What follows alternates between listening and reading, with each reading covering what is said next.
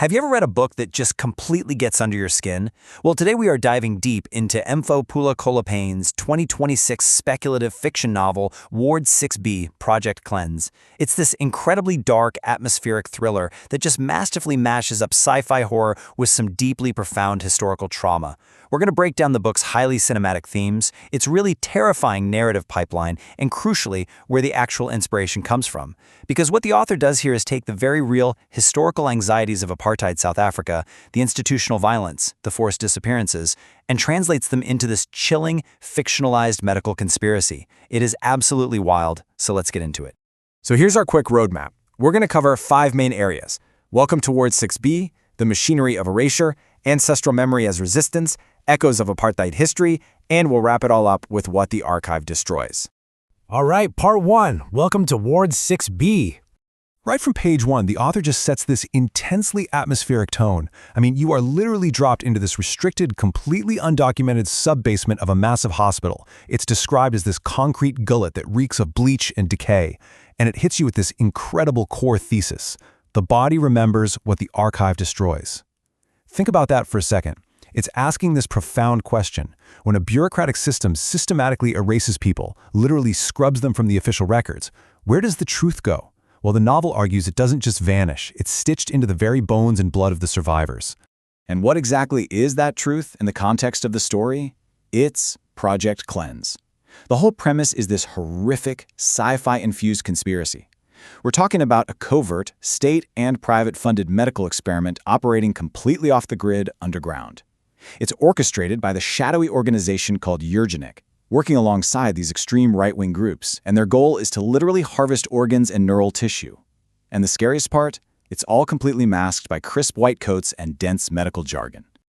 Moving right along to Section 2, the machinery of erasure. You know, what's so brilliant and terrifying about Ward 6B is how the truest evil isn't visualized as some monster in the shadows. It's paperwork. It's cold, clinical bureaucracy. Take a look at this Department of Health transport manifest. This is exactly how the protagonist, Fando, who's a nurse, finds it in the book. The atrocities are just hidden behind neat little shipping codes. You see cardiac tissue, neural samples, and then horrific entries like discarded womb, literally stamped with infertile, discard. The antagonists here, like the chilling Dr. Van Zyl, they don't look in the mirror and see monsters. Not at all. They view themselves as administrators. They're just filling out forms, keeping the refrigeration units running, and hitting their export quotas. It is bone-chilling. And this sets up such a fascinating, violent contrast in the story. On one side, you have the EurGenetech protocols, this totally sanitized clinical world of barcodes and subject acquisition. But clashing directly against that, you have the resistance. And it is raw, it is spiritual, and it's intensely human. This resistance is grounded in blood memory, in sacred nondro shells passed down through generations, and this incredibly powerful force called non tateto. Which brings us to Section 3, Ancestral Memory as Resistance. Because our protagonists, they aren't just using guns to fight back. They are using their very bloodlines as a weapon against this systemic erasure through that brilliant speculative element I mentioned, no matido. So picture this scene. Dr. Van Zyl straps a young resistance fighter named Kagiso to a refrigerated table. He attempts to extract his neural engrams, his literal memory traces. But the procedure fails. Why? Because the ancestral memory within Kagiso's blood acts as a literal physical shield. It manifests as this blinding green-gold light that physically disrupts and breaks the medical machinery. It's amazing. And guys, this leads to some absolutely wild, fast-paced action sequences. Like when that neural drill touches Kagiso's temple, this ancient Zulu chant erupts from him and literally shatters the monitors. Then we see Thondo, this nurse who has just been pushed to the absolute brink, channeling white-hot lightning right from her hands. We've got Mama G, an elder healer, standing her ground in Dikloof against heavily armed men with literally nothing but burning and pefo herbs, sparking this physical manifestation of history. And then Kosi, Kagiso's twin brother, absorbing that very lightning to just shatter the mechanical chrome hand of their oppressor, Dieter Kruger. It is quite literally history and magic weaponized against clinical erasure. All right, let's look at Section 4, Echoes of Apartheid History. Now, even though we've been talking about sci-fi horror, lightning and green gold shields, the roots of this story are completely grounded in some very real, devastating historical realities. As the author actually notes right at the beginning of the book, all characters, organizations, and events are fictionalized. There are no factual allegations being made against real medical facilities here. Instead, what Kholopane is doing is using speculative fiction to put a magnifying glass on real systemic anxieties. We're talking about the institutional violence and massive medical exploitation that occurred during apartheid South Africa. One of the heaviest real-world traumas the book tackles is forced disappearance. That's the secret abduction of a person by a state or organization, followed by a total refusal to even acknowledge what happened to them. And this concept is anchored so beautifully and tragically by the character Lebo. He's an ambulance driver, and Lebo is just completely haunted by 1976, the year of the Soweto uprisings.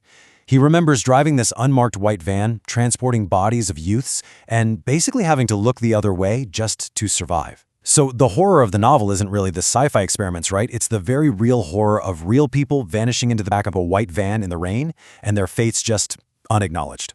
And a novel spans decades to show how this complicity and violence just sort of evolve. It's like a timeline of trauma. We see Lambo's guilt in 1976. Then jump to 1985, and you have a janitor named Pitt who remembers loading these mysterious trucks at the Voortrekker Hoogte military base, being paid off in cheap brandy to keep his mouth shut. And by 1990, the violence has shifted totally into the shadows. That's when the twins, Kosi and Kagiso, are abducted by the AWB right at a busy Deep Clove taxi rank by men in plain clothes. The system didn't stop, it just adapted over time, which leads us directly to the terrifying climax of the whole story. Finally, Section 5, What the Archive Destroys. So, having survived the hospital, our characters realize the nightmare actually doesn't end in Soweto. They have to chase the truth all the way south toward the sea. Following those shipping manifestos Thondo found, they trace this horrifying logistical pipeline. Step 1, the initial harvest in the secret sub-basement at Baraganath Hospital. Step 2, the tissue gets shipped out to Roodeplaat Research Laboratories in Pretoria to be processed by Dr. Van Zyl. But Step 3 is the ultimate destination. It's a place referred to in the manifests as Station 6, where this harvested neural tissue is going to be integrated into something terrifying known as the bone clock. And where exactly is Station 6? Yeah, Station 6 is on Robben Island. And that line right there, the island remembers what the mainland buried, wow, it literally gives me chills. Kholopane takes Robben Island, which as we know is a very real, highly symbolic historical prison where actual political dissidents were sent to be forgotten, and brilliantly reimagines it as the ultimate epicenter of this hidden sci-fi trauma.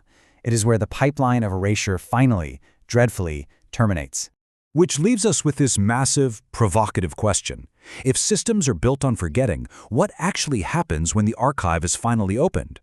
Ward 6B Project Cleanse isn't just a fun thriller about fighting evil doctors with magic. It is a profound deep dive into how we honor the disappeared and how we confront the absolute darkest corners of our history.